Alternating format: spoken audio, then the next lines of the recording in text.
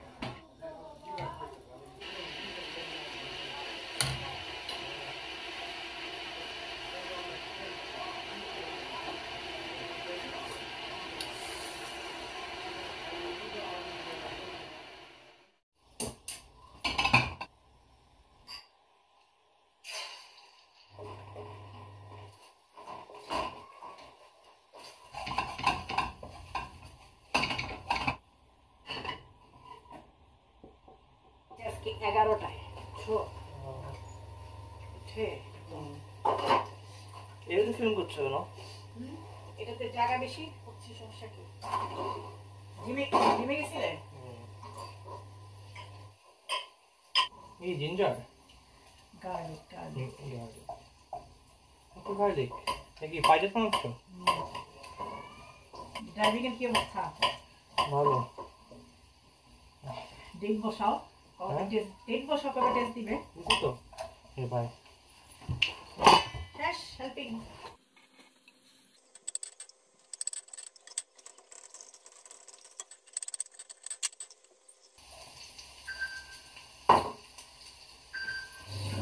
রান্নার সময় ফোন আসছে। হ্যালো। হ্যাঁ হ্যাঁ হ্যাঁ সকাল উঠে পেয়েছি আমি। কি আনতে? আচ্ছা আচ্ছা আমি 3টার মধ্যে ইনশাল্লাহ বের হয়ে কেকটা নিয়ে আসবো না ঠিক আছে? রান্না করি। আচ্ছা আচ্ছা ওকে ওকে আমার রসুন পুড়ে গেল রেখে দে। আল্লাহ হাফেজ।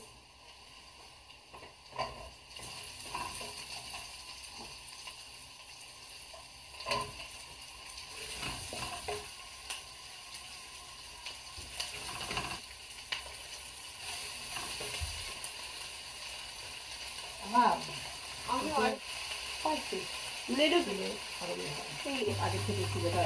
আচ্ছা তুমি ফ্রেশ হয়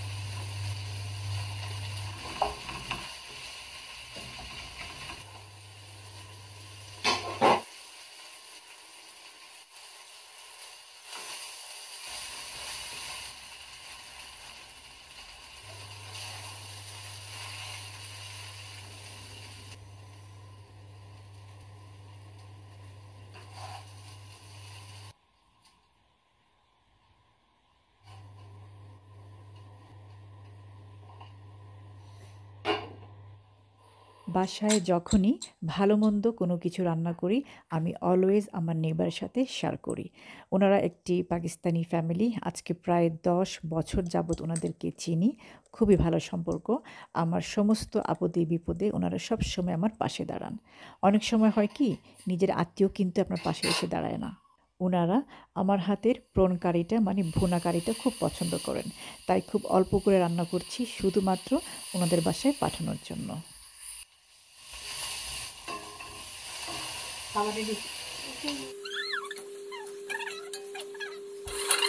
আমি এখন বাইরে বের হয়ে যাব, তাই ড্রেস চেঞ্জ করে আসছি। যাওয়ার সময় ওনাদের বাসায় এই খাবারগুলো দিয়ে কাজে চলে যাব।